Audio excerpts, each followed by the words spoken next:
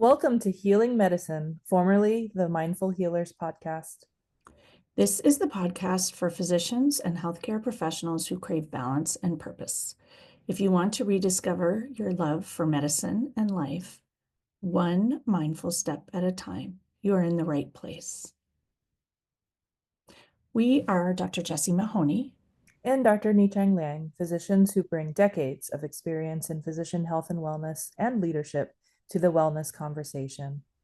Like so many of you, we felt the exhaustion, the disillusionment, and the weight of a career that demands so much, often at the expense of our own well-being.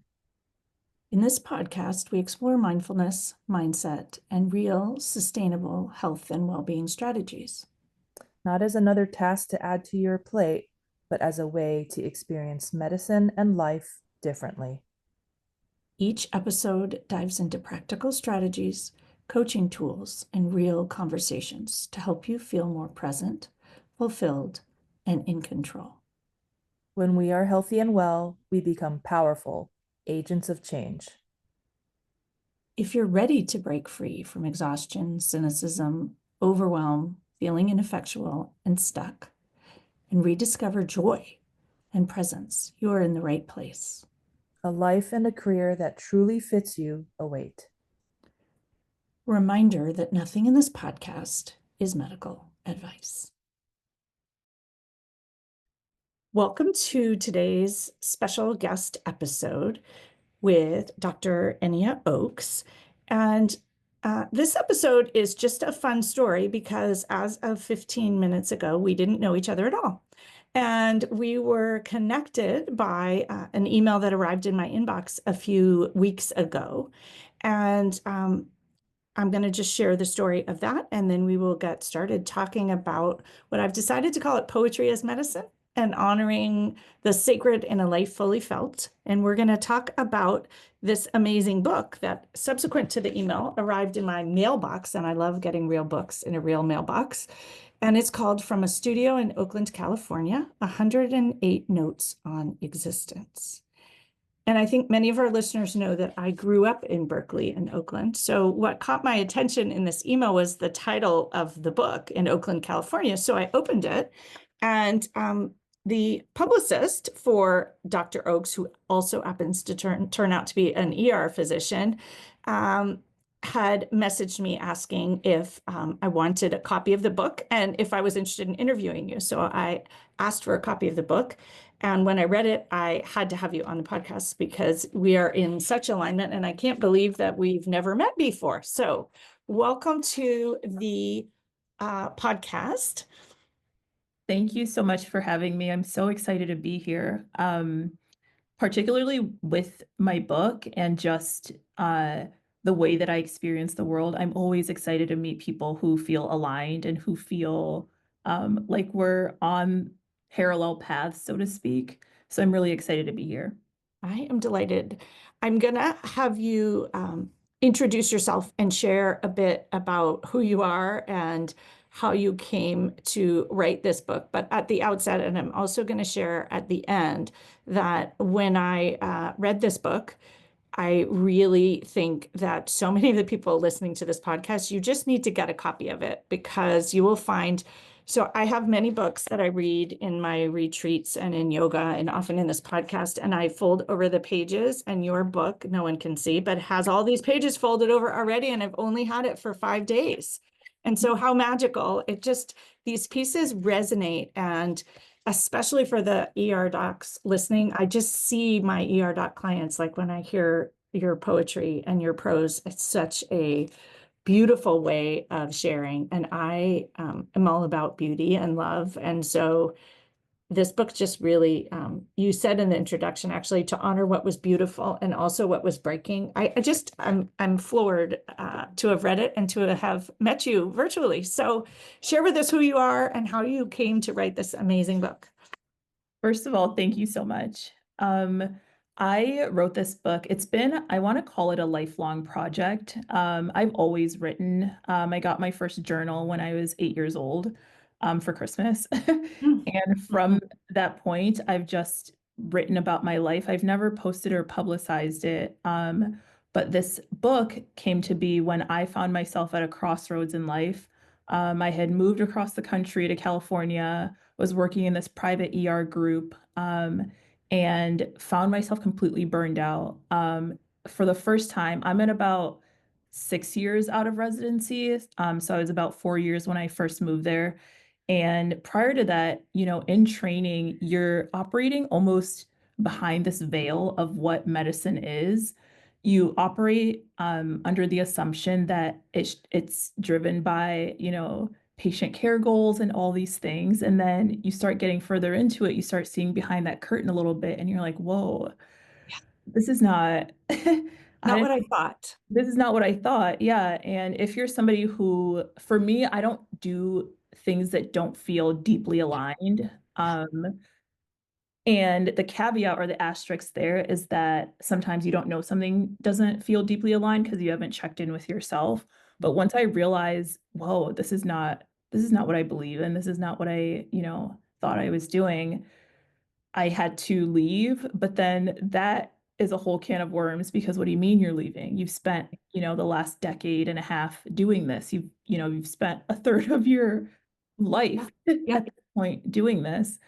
So it was really frightening, and I didn't make the decision to leave completely. I just decided that I needed to go feel life again.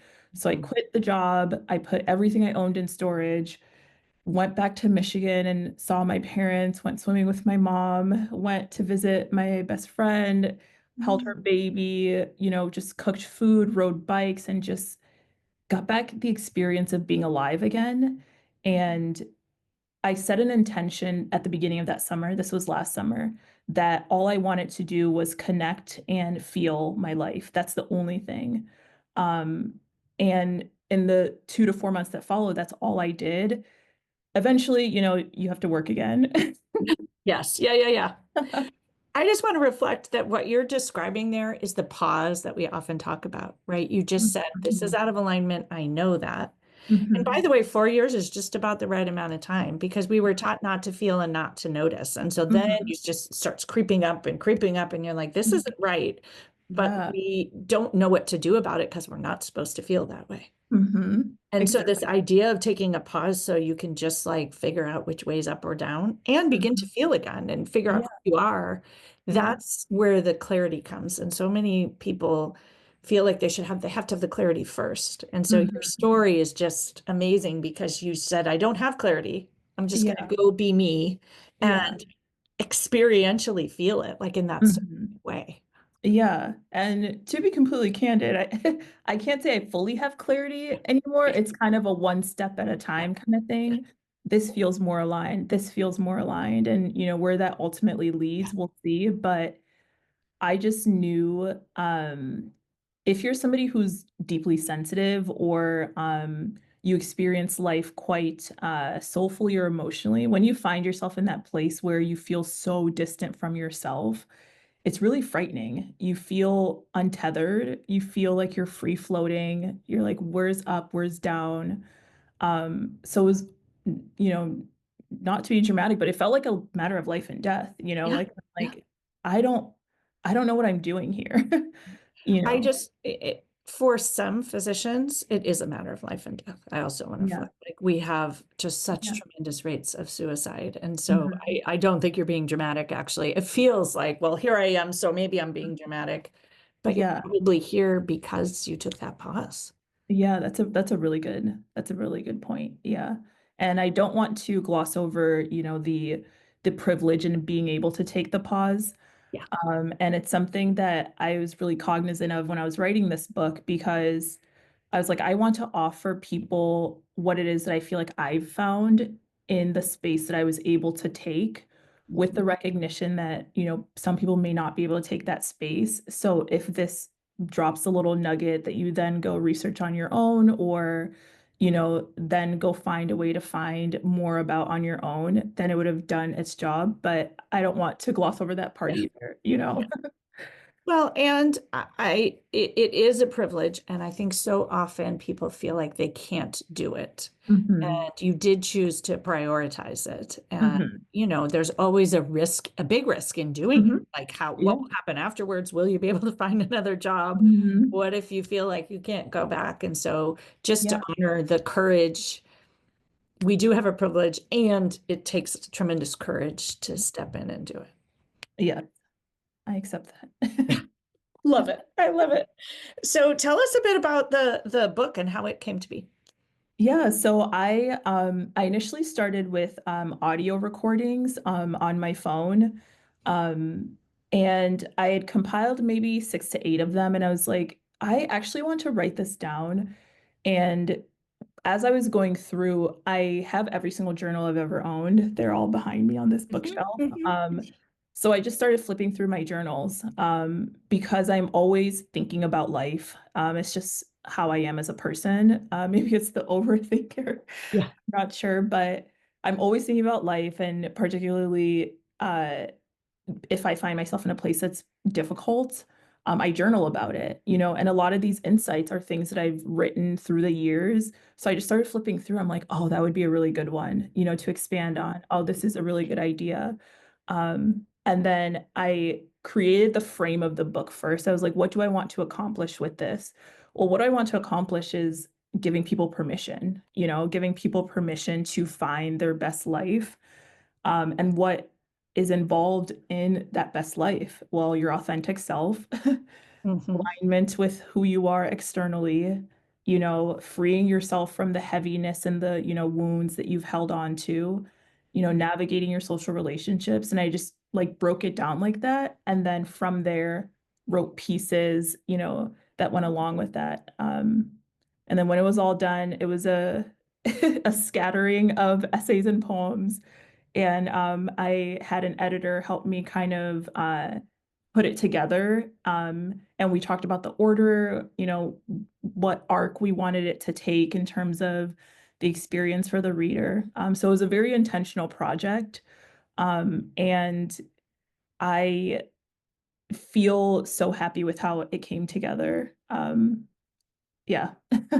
You should be happy. It's really an incredibly beautiful book. And I think so many of us want to write a book, and yet this just almost couldn't not be written. It seems like if this was a year ago, like you just put it out there and it was published last week, maybe, or 2 weeks ago, something like that. I mean, so Last I also week, yeah. apparently found it very early.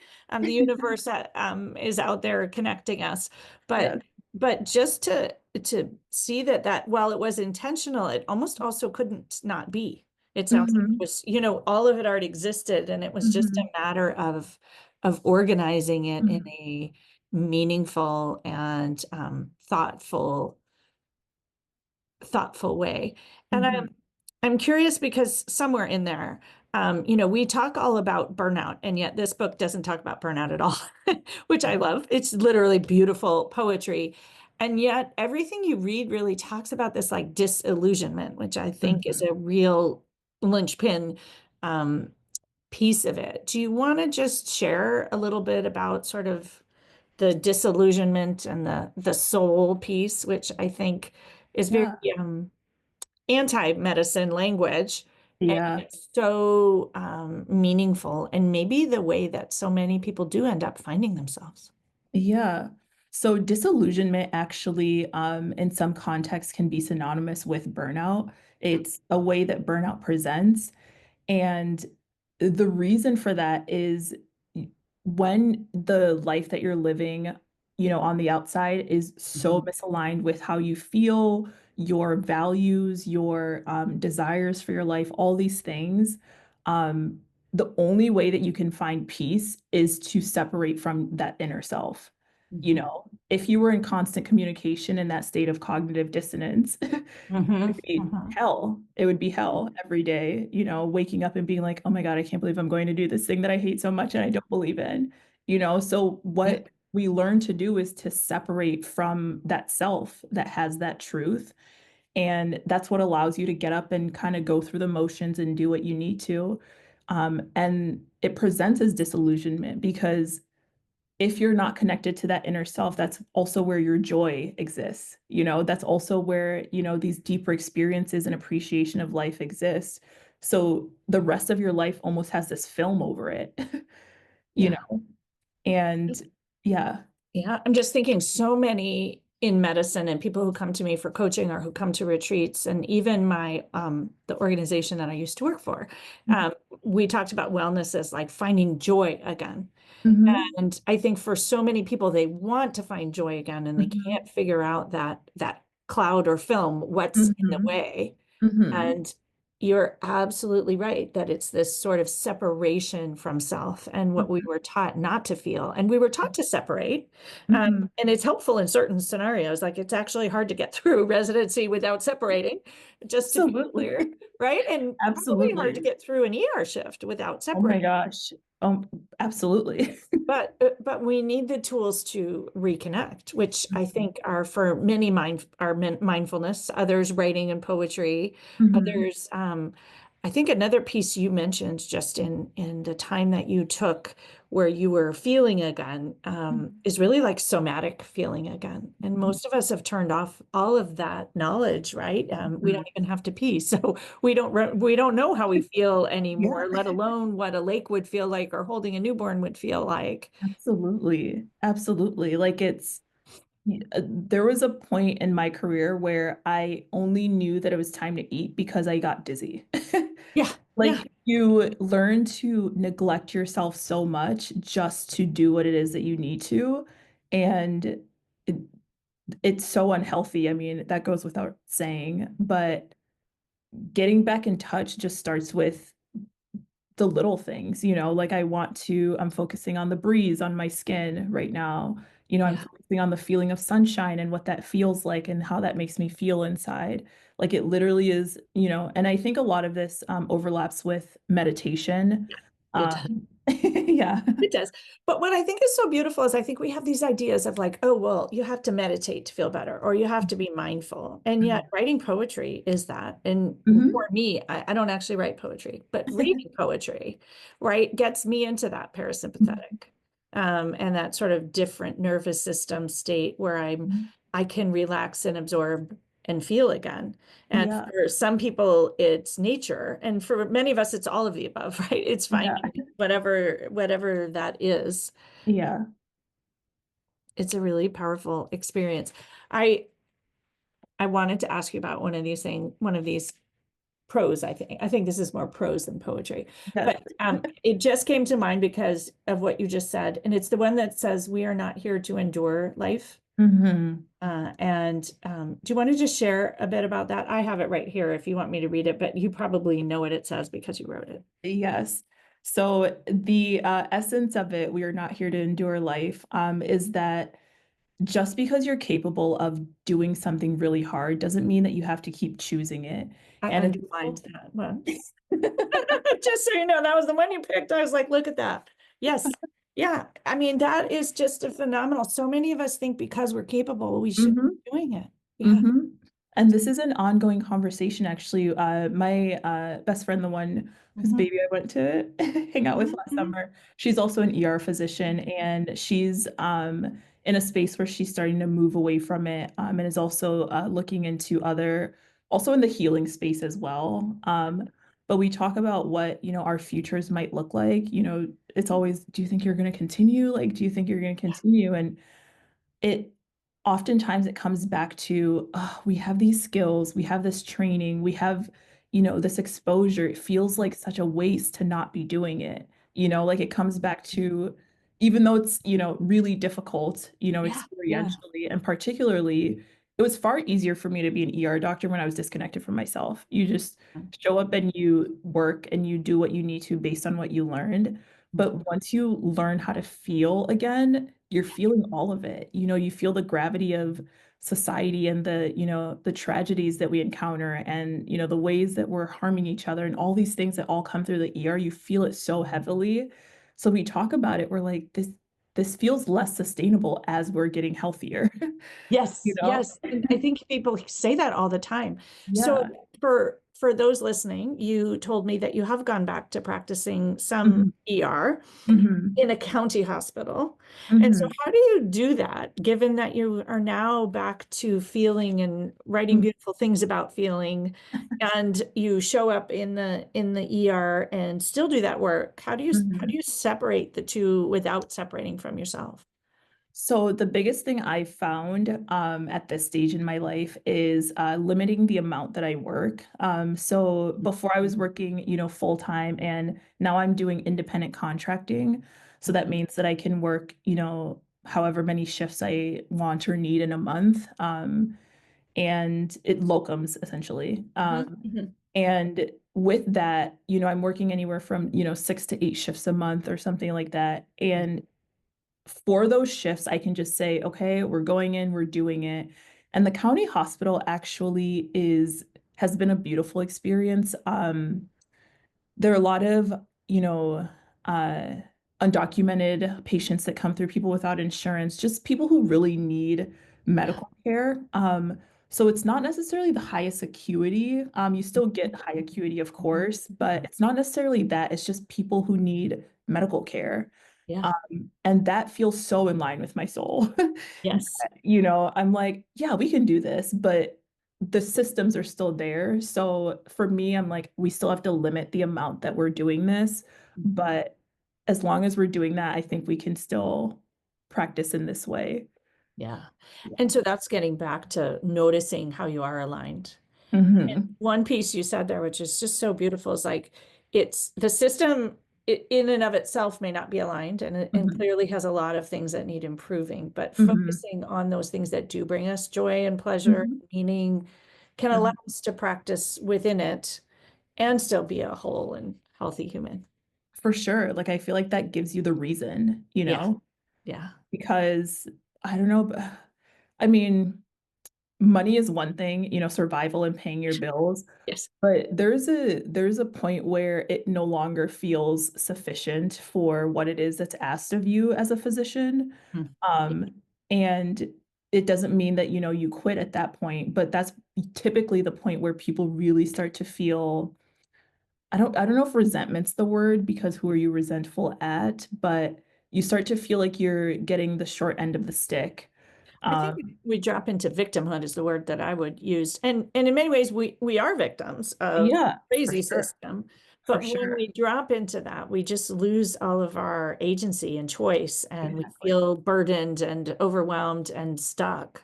Exactly. Exactly. So But actually that brings me the other one I wanted to not the I have a few I was going to ask you, but one of them was choice. Do you remember? I'm going to find it. yes. I'm sure you know it. So why don't you do you want to share about that one? Because Yes. So it's called The Choice, and that one is about choosing your path in life. Essentially, you always have a choice. And I think that oftentimes the world tells us that in order to succeed, someone else has to fail. Um, I think men get this messaging maybe a lot more than women, or maybe it's equal across the board, but it's this idea of domination and conquering, and you have to be the best, otherwise you haven't done anything. And there's another choice where you choose a life that's aligned, a life that you believe in, where you're pursuing things, you know with other people, and you're upholding other people, and it's like this collective win. And one is more fulfilling and one is less Yeah. fulfilling. It's kind of the summary of the whole thing. It's really beautiful. And then the next one you keep talking about choice because it's who you become is not a matter of fate, but Mhm. of choice. Mhm. Every choice you make is a step toward or away from your truest, most fulfilled self, toward or away from your biggest life. Mhm. And I think that so many of us in medicine are reacting and not Mhm. thinking in that way. Mhm. And while I think what you wrote speaks so much to people who feel stuck, I would say that I'm unstuck and have made those choices. And Mhm. yet it was so reassuring to read and just to think that every choice you make is moving towards something that's true and Mhm. fulfilled and your biggest life. Mhm. Makes it easier to continue to be courageous and easier to Yeah, continue to choose. Um, absolutely. it's it Absolutely. Yeah, the becoming, it's it's one of those things that, once you realize how much conditioning plays into the way that you're showing up in the world, again, you almost can't unsee it. Similar to how we Yes. were talking about shame. And Yeah. you're like, am I doing this because I actually believe in it, or am I doing it because this is what I was told I'm supposed to be doing, or this is the space I was told I'm allowed to take up, and kind of recognizing and then stripping that away and then choosing instead, actually, this is who I want to be. So this is how I'm going to show up, and that would mean X in this scenario or Y in, this other scenario. Um, a bit of personal background. My Yeah. youngest sister, she is 14 years younger than I am. So she just graduated college. And I wrote this book heavily with her in mind as well. She I remembered when I was just graduating college, and for me personally, that was the hardest time of my life to date. I think it's a really difficult time for young people. Suddenly, you're an adult and you're supposed to know what you're supposed to do with your life. Meanwhile, the world is telling you make money and be Yeah. successful and do all these things. And you haven't had enough life experience to start unburdening yourself from the things that don't feel good yet. So you just feel bad.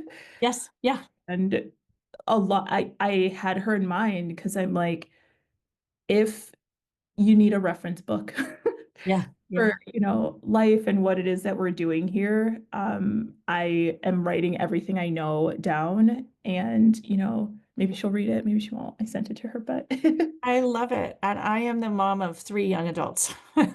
So I also would agree that I think it's a really beautiful way, a beautiful graduation gift if anyone's looking for one, and a beautiful way for young adults to kind of think about things. And while we're talking about the sort of relationship to medicine, honestly, there's Mhm, almost nothing in the book that actually speaks to that directly.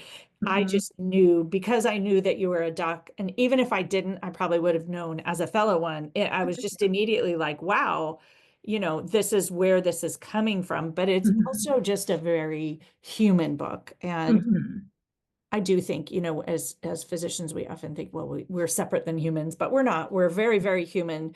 And in mhm. the ER, you're dealing with all human Yes. humanness at its rawest Yeah. space. And so I do want to just share with people who are listening that this book is for all humans. It's not just for physicians. In fact, one of the reasons I think I found it so um, calming and lovely to read is that is not a mention of anything in here specifically about medicine per se. I mean, Mhm, maybe a sentence or two, but that's mhm, not the point of the book. The point is mhm. really just reflections on how we feel and how we decide and being intentional. And I also loved that, well, so much of what you talked about is mindfulness. You didn't really even use that word, Mm-mm. maybe not at all. And yet, Mhm, so you, in our conversation here, you've used the word intention a lot, which is of course mhm, part of mindfulness. And I use that all the time, or on mhm, purpose. It was one of your mhm. other pieces. And so I just, uh, recognizing that this is actually something that we all as humans struggle with, Mhm, and mhm, that all of the people we care for are struggling with, all the people that we mhm. love are struggling with. And Absolutely, everybody. yeah, and so often we feel alone and like we don't belong. And Mhm. so, do you want to actually reflect on that? We talked a little bit about that before we started recording the podcast, and I think it was a powerful, Oh, which part? just the thought of feeling alone and feeling isolated and feeling like Oh, nobody feels this way. absolutely. I was sharing that for me personally, that was actually one of the most healing and pivotal points of my own healing and growth journey. It was realizing or being told, I had a lovely therapist Yes. back a few years ago, who basically said, you are not alone. None of the things that you're feeling, are unique, and not in a minimizing kind of way, but it brought me so much peace at that time, and it still does. When I wake up and I'm like, you want to get in your head about something and you're just like, oh, this has happened before, this will work itself out, this is not a new issue. Actually, the piece in the book called Certificate of Normalcy, uh, I'm gonna have it to look at that one. it basically I says, love it. You are, from this day forward, you are officially recognized as human. All that you have feared has been lived before, shame lied to you, things like that. That therapist actually physically gave me a certificate. Oh, I love it. I It's, actually think we could all give ourselves a certificate of normalcy. What's yeah, so interesting from the physician lens, and I talk about this a lot, is we want someone else to give us a certificate yes. also, right? Hmm. Because we're looking outside ourselves. Hmm. And so it might be a stretch, but I might give myself a certificate of normalcy. Yeah. It's fun. And you could even frame it on the wall next to your other stuff. And how amazing. I love that. I don't, Yeah. I'm gonna have to read that one too. Tell me, are there any others that you really feel just called to share? I'm sure they're all meaningful and special to you. There's 108 of them, but is there Yeah. anyone that just comes to mind?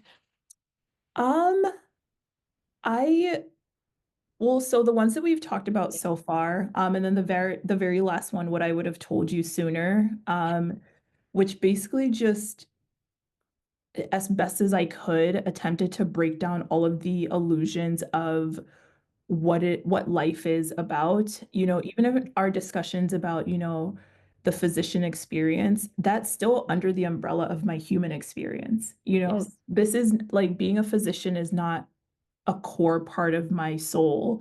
It's Mm. a part of the experience I'm having while I'm alive. And that recontextualization just kind of it gives it it gives it somewhere to land, like if this doesn't work out, maybe if I find myself one day completely unaligned, I'll do something else because I'm a human. And that was just part of my experience here. Okay, what's going to be my next experience? And I wanted to finish with that one because I was like, this feels like the core of it, like at the end of the day, it is you that you need to take care of, the inside you, and everything else outside flows from that, you know. So that one. And that is such a powerful message. And I love that it's not put your oxygen mask on or anything like that. It's like, could you just take care of yourself and Yeah. everything else will flow? Hmm. And we were actually given a different message in our training, like take care of Hmm. everyone else and everything Hmm. will flow, which is not Hmm. true.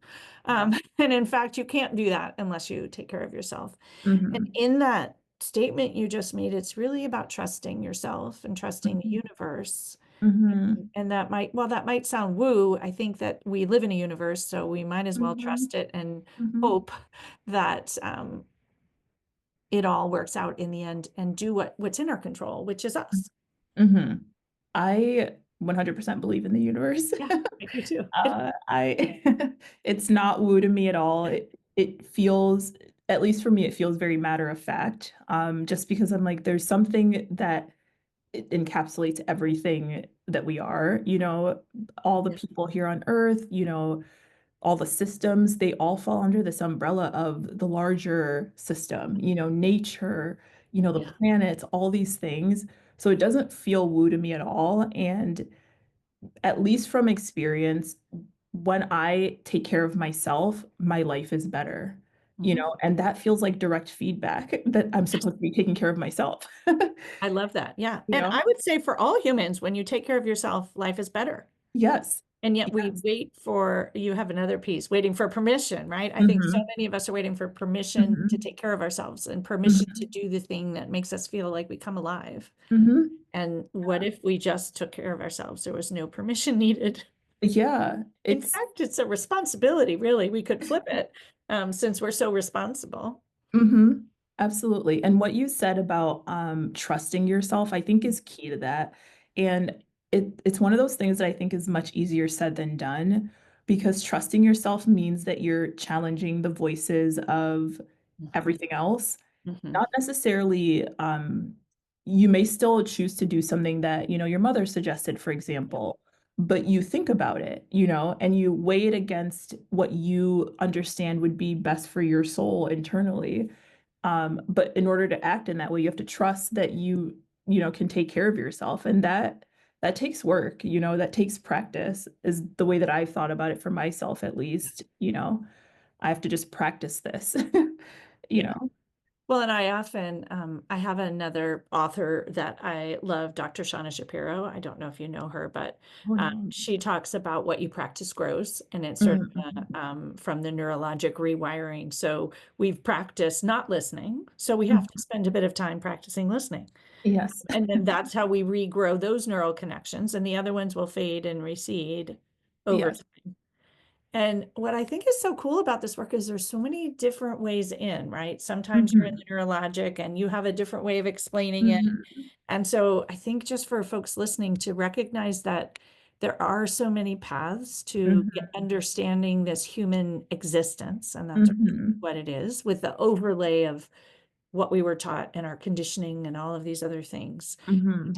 And questioning it is a Mhm. beautiful thing, and trusting yourself is a beautiful thing. Yeah, absolutely. Is there anything else about the book that you want to share that we didn't talk about? I'm going to have to read it again and more of it. You know, when you read something, you're kind of, I was so excited that I need to Yeah. sit with it. But anything you want to Well, share that we didn't touch on? um, actually, what you just said, I think highlights my intention for the book.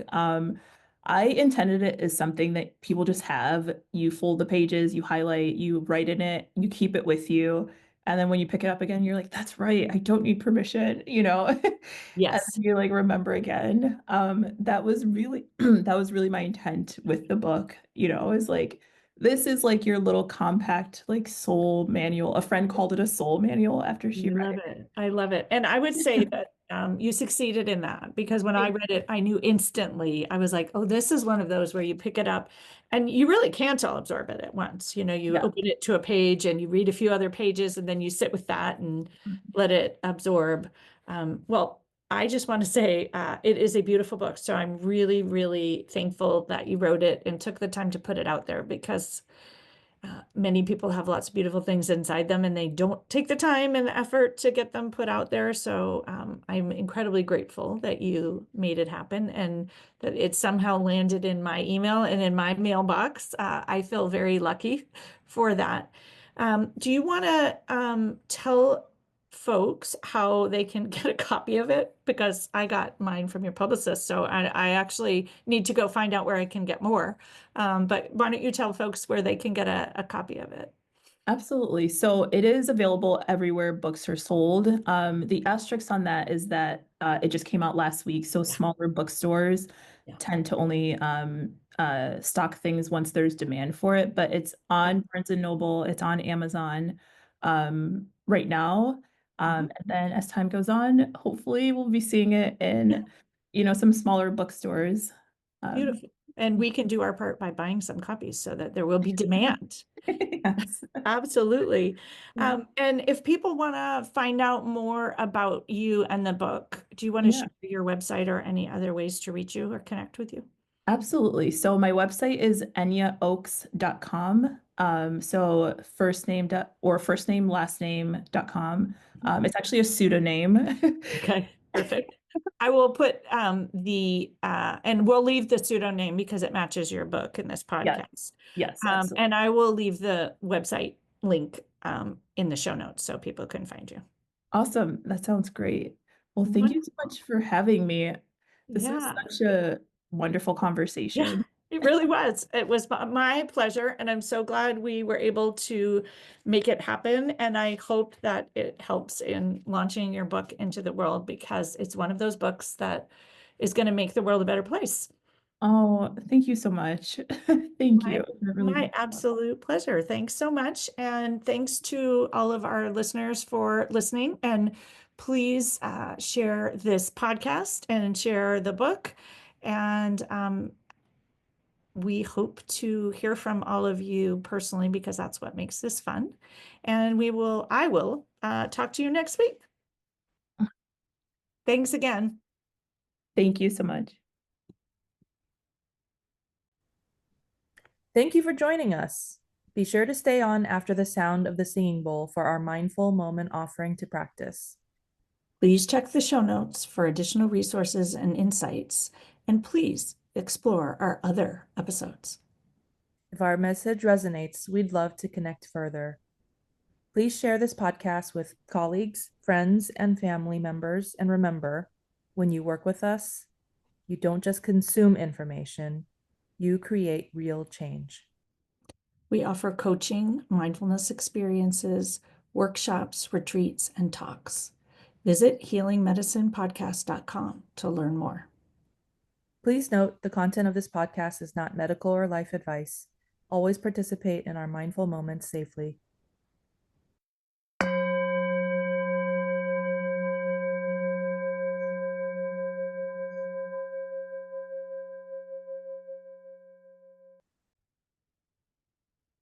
Welcome to today's mindful moment. Today I'm going to share some snippets of some parts of this beautiful book from a studio in Oakland, California. 108 notes on existence.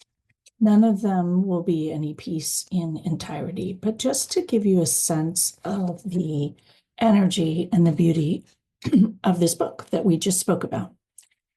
The moments that I will share are mindful opportunities to reflect. So take a moment and find a comfortable seat wherever you are. If you are able to close your eyes, please do so. If you are able to bring a hand to heart, please do so. And take a moment to settle in and get comfortable and reconnect to your breath, breathing in through your nose and out through your mouth. Continue that slow, easeful breathing in through your nose and out through your mouth with intention. We are not here to endure life. Yes, there is alchemy in pain and struggle, but there is also alchemy in slowness and softness, in choosing ease where ease is available. Just because you are capable of navigating hardship does not mean you have to keep choosing it. If we are not careful, we begin to mistake tolerance for contentment, endurance for fulfillment. The ability to withstand something is not the same as a requirement to keep carrying it. Life is not a test of how much you can endure. It is an invitation to seek what feeds you. We humans can will a great deal through sheer force and for some time. Eventually, though, that which is not aligned, the core of our beings, will either fall away or consume us in our attempts to hold on to it.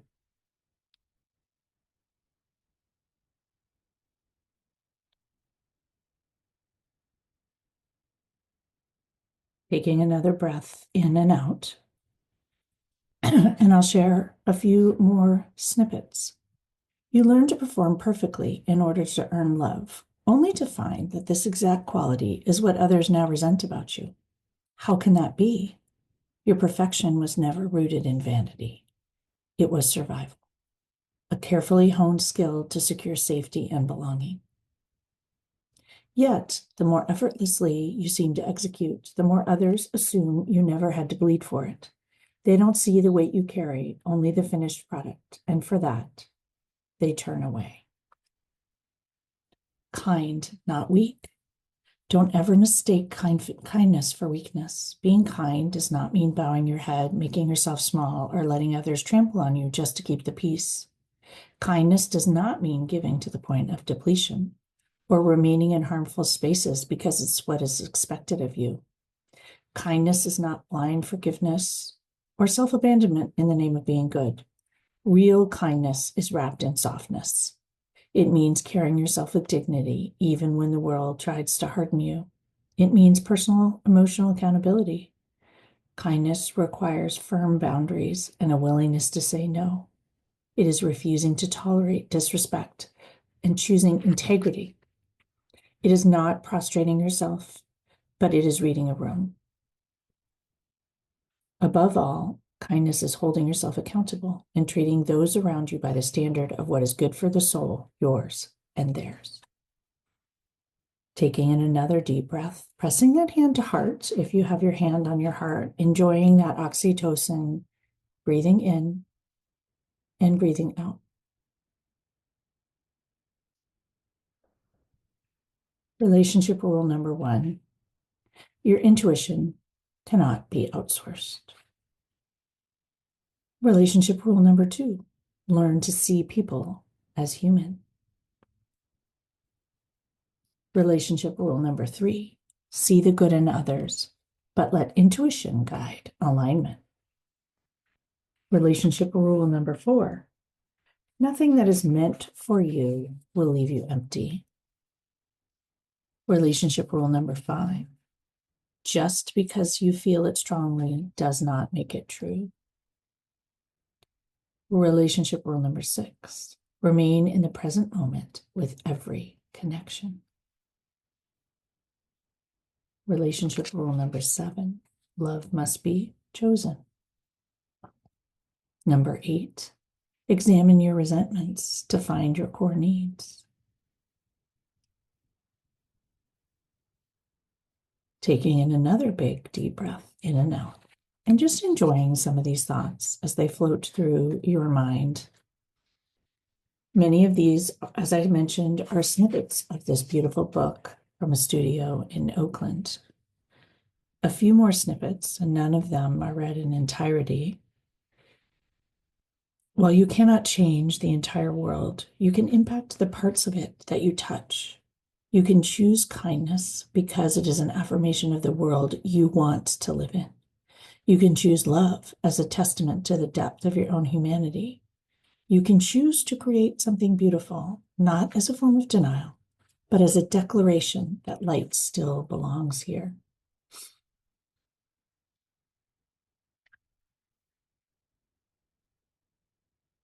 The fundamental question, who is it that I want to become? Why not me? When you learn to start asking, why not me, life begins to open in more beautiful ways than you could have ever imagined. The truth is, why not you? If you do not take control of the process, your person will be created by the circumstances of your life. First, you define who it is that you want to be, and then you go through with that list with intention. Who you become in your life is not a matter of fate, but of choice, whether you realize you are choosing or not. Every choice you make is a step toward or away from your truest, most fulfilled self, toward or away from your biggest life. The reality is, there is no shortcut to a big life. There are many shortcuts to a life that looks big, but is killing you on the inside.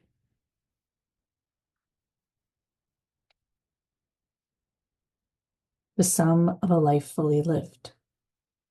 This is approximately 27 pounds of birthday cake, 65,000 moments of worry. It is 34,849,000 thoughts about the future, 5 shake you loose beliefs from your beliefs experiences. It is 350 hours of crying.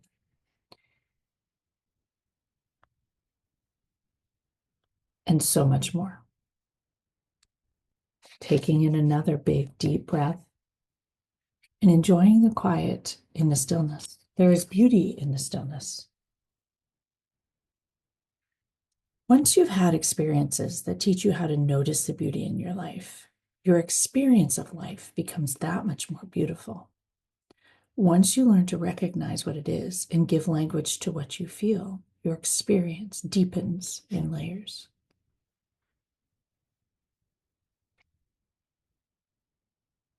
Taking in another big, deep breath. And exhaling, reminding yourself that you do not need permission to pursue your biggest and most beautiful life. Taking in another big, deep breath and pressing them hand to heart. Once again, hand on hand, hand on heart. Noticing how you feel with all these positive affirmations and thoughts.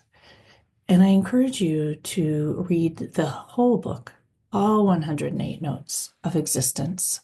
None of those that I shared in this mindful moment were any in their entirety. Just little snippets that I underlined that resonated with me, that explained to me coaching and mindfulness in a different way. They explained in different language with different energy many of the things that I share. Some of it the same language and some of it the same energy. Focusing on the beauty, focusing on love, focusing on kindness, focusing on intention and choice. How might your life be different if you did that? How might your life be different if you jumped into coaching or jumped into mindfulness or chose to read this beautiful book? Reflecting once again at the end of this mindful moment that sometimes when we take a risk, in my case, just reading this book and meeting this amazing human who's just shared her story with you, more and more beauty can emerge. When you make choices intentionally, your life grows in ways you could never expect. What choices might you like to make? What ways might your life grow in ways you never expected? If you choose to pause and breathe, focus on beauty and kindness and choice. Taking in one final collective deep breath together, breathing in through your nose and out through your mouth. Taking a moment to express gratitude for the serendipity of life, for humans able to express themselves in beautiful ways that resonate, for the full spectrum of humanity and human feelings and the complexity of life. May you all be safe. May you all be well. May you all enjoy a beautiful week and a final nudge to enjoy this beautiful book by Dr. Enia Oates from a studio in Oakland, 108 Notes on Existence. Thanks so much for listening, and I'll see you next week.